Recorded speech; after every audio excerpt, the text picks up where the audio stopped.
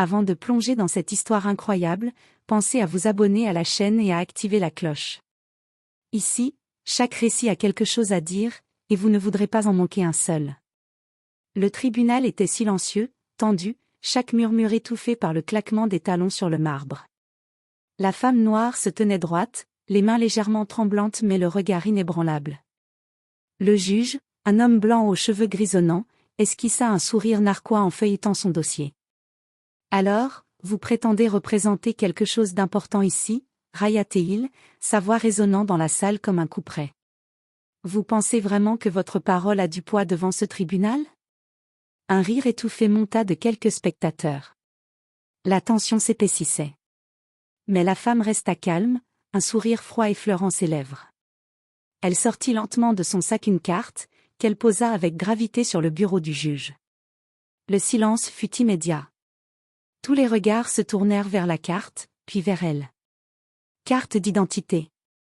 USSS, annonça-t-elle d'une voix claire, presque glaciale. Le juge pâlit instantanément, ses mains tremblant légèrement alors qu'il lisait les lettres gravées sur le document officiel. L'atmosphère se chargea d'un mélange de respect et de crainte.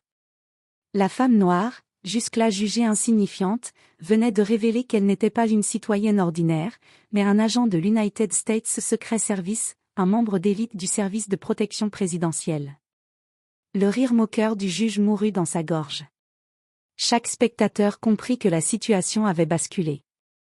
La femme se redressa, fière et implacable, et son regard plongea dans celui du juge, un message clair et silencieux, ne sous-estimez jamais quelqu'un.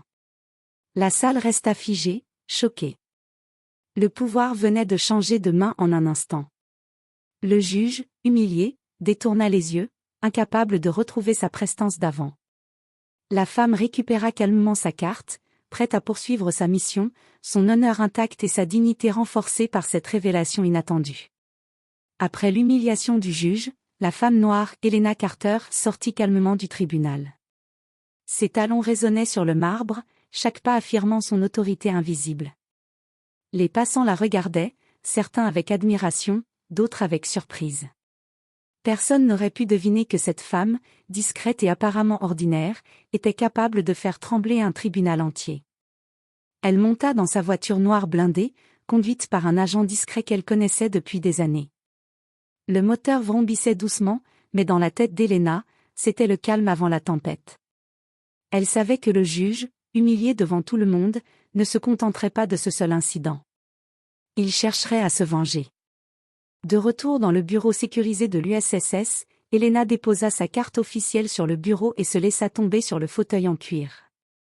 Le directeur adjoint entra sans frapper, le visage grave. « Helena, tu sais ce que ça signifie » commença-t-il, le ton chargé d'inquiétude. « Oui » répondit-elle froidement. « Je sais que ce juge est dangereux. Et que maintenant, il sait que je ne suis pas quelqu'un à sous-estimer. » Un silence pesant s'installa. Le téléphone sonna. Helena décrocha. La voix à l'autre bout était un murmure anxieux. « Maîtresse Carter, le juge, il a commencé à envoyer des menaces. Il sait que vous êtes de l'USSS. » Helena fronça les sourcils. La situation venait de passer d'un simple affront à une véritable menace. Mais au lieu de céder à la peur, un sourire déterminé apparut sur ses lèvres. « Qu'il vienne, dit-elle, sa voix glaciale mais ferme. Il va découvrir que sous-estimer une femme noire de l'USSS n'est jamais une bonne idée. » Alors que la ligne se coupait, Helena se leva. Ses yeux brillaient d'une lueur stratégique. Elle savait qu'elle venait de déclencher une chaîne d'événements qui ne ferait que croître. Et au fond, elle se réjouissait de ce défi. Le pouvoir qu'elle détenait était invisible aux yeux du monde, mais il était réel, et il allait bientôt se manifester. Le lendemain, le tribunal semblait normal à première vue. Les couloirs résonnaient du murmure des avocats et des justiciables, mais derrière cette façade, un plan se tramait. Le juge Harold Whitman, humilié la veille, était obsédé par un seul objectif, rétablir son autorité et humilier Helena Carter devant le monde entier. Il se mit à appeler ses contacts influents, utilisant chaque relation dans le système judiciaire et politique. Chaque appel était ponctué de colère contenue. « Personne ne peut se moquer de moi impunément », grommelait-il. Personne. Pendant ce temps, Elena était déjà au courant. Ses informateurs au tribunal l'avaient tenue informée des manœuvres du juge. Elle savait que la vengeance du juge serait perfide et dangereuse, mais elle avait anticipé cette réaction. Dans son bureau sécurisé, elle commença à préparer sa stratégie. Elena n'était pas seulement une agente de l'USSS, elle était une experte en psychologie et en tactique de confrontation. Elle étudia les habitudes du juge, ses faiblesses, ses alliances et ses obsessions. Chaque détail comptait. Le juge décida de passer à l'action directe. Il convoqua une audience spéciale, prétendant qu'Elena devait répondre à des accusations fabriquées. Il voulait l'humilier publiquement, faire de ce tribunal son théâtre de revanche. Le jour de l'audience, la salle était pleine. Des journalistes, des avocats et des spectateurs curieux remplissaient les bancs. Harold Whitman s'installa sur son siège avec un sourire triomphant, sûr de son plan. Mais Elena n'arriva pas seule. 2 agents de l'USSS l'accompagnaient, sous couverture. Leur présence passa inaperçue aux yeux du juge, mais elle représentait un pouvoir invisible prêt à protéger Elena à tout moment. Lorsque l'audience commença, le juge attaqua immédiatement. « Madame Carter, il semble que vous vous soyez présentée hier de manière trompeuse. Vous devez répondre de votre comportement inapproprié. » Elena se leva calmement, sortit sa carte USSS et la posa sur le bureau avec un calme glacial. « Vous avez choisi de sous-estimer ce que vous ne comprenez pas, juge Whitman. Je ne suis pas ici pour jouer à vos jeux. Je suis ici pour protéger l'intégrité de ce tribunal, et pour m'assurer que votre arrogance ne cause pas de dommages supplémentaires. » Un murmure parcourut la salle. Le juge, rouge de colère, réalisa que son plan venait de se retourner contre lui. Elena avait anticipé chacun de ses mouvements. Cette fois, la riposte n'était pas seulement verbale, elle était stratégique et implacable. Le jeu venait de changer. Et Elena savait que ce n'était que le début. L'audience battait son plein. Harold Whitman, toujours rouge de colère et humilié, tentait désespérément de reprendre le contrôle. Il interrogeait Elena avec arrogance, essayant de la piéger dans ses propres mots. « Madame Carter, vous pensez pouvoir entrer ici et défier l'autorité de ce tribunal sans conséquence ?» Elena, impassible, répondit calmement, « J'ai déjà défendu ce tribunal. Vous, en revanche, vous avez failli à votre rôle en laissant votre arrogance guider vos actes. » Chaque mot frappait comme un coup de marteau. Les spectateurs étaient figés. Les journalistes prenaient des notes frénétiquement, conscients qu'ils assistaient à un affrontement historique. Puis Elena fit un geste que le juge n'avait pas prévu, elle présenta une série de documents confidentiels qu'elle avait obtenus légalement grâce à ses contacts à l'USSS. Ces preuves montraient que Whitman avait pris des décisions partiales dans plusieurs affaires passées, couvrant ses erreurs avec son autorité.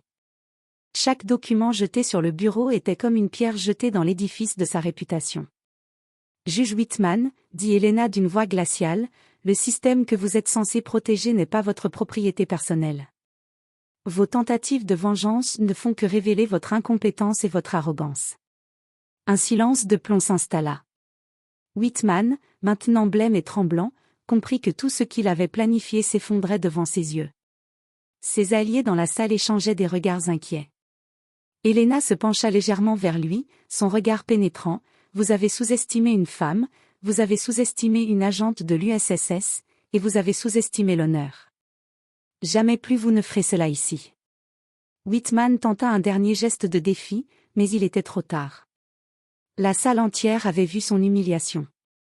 Même ses partisans les plus fidèles restaient silencieux, incapables de défendre ce qui ne pouvait plus l'être. L'audience se termina par un ordre officiel de suspension immédiate du juge pour comportement inapproprié et abus d'autorité. Elena sortit, toujours calme, toujours digne, tandis que Whitman restait figé sur son siège, incapable de comprendre comment tout avait basculé en quelques instants. À l'extérieur, les agents de l'USSS escortèrent Elena hors du tribunal. Les caméras immortalisèrent sa silhouette fière et imposante. Ce jour-là, elle avait prouvé que l'intégrité, le courage et la compétence surpassent toujours l'arrogance et la haine.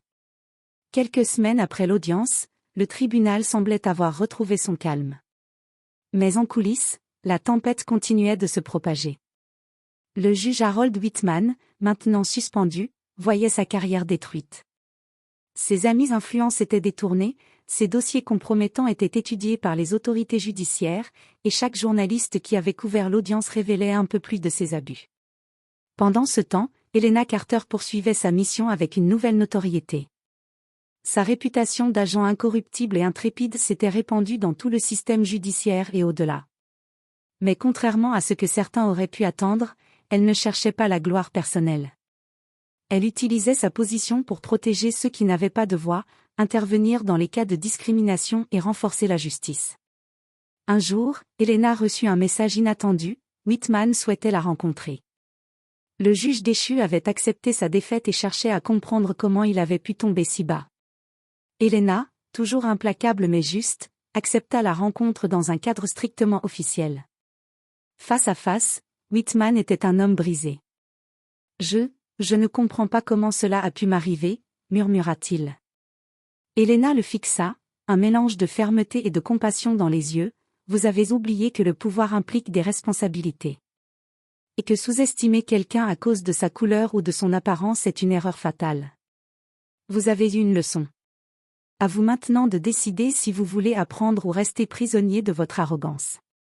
Whitman baissa les yeux, conscient que sa carrière était terminée mais que sa vie pouvait encore changer s'il acceptait cette leçon. Ce fut le moment où Helena montra que la vraie force n'était pas dans l'humiliation de l'autre, mais dans la capacité à transformer le conflit en prise de conscience. Dans les semaines qui suivirent, Helena continua de briller, non seulement comme agent de l'USSS, mais comme symbole de justice et de dignité. Les tribunaux, les agents et le public comprirent qu'il ne fallait jamais sous-estimer le courage et l'intégrité d'une personne déterminée. Et ainsi, le nom Helena Carter resta gravé dans les mémoires, non pas comme une simple agente, mais comme une force de justice capable de changer des vies et de faire tomber ceux qui pensaient être au-dessus des règles. La leçon était claire, l'honneur et la compétence surpassent toujours l'arrogance et le racisme.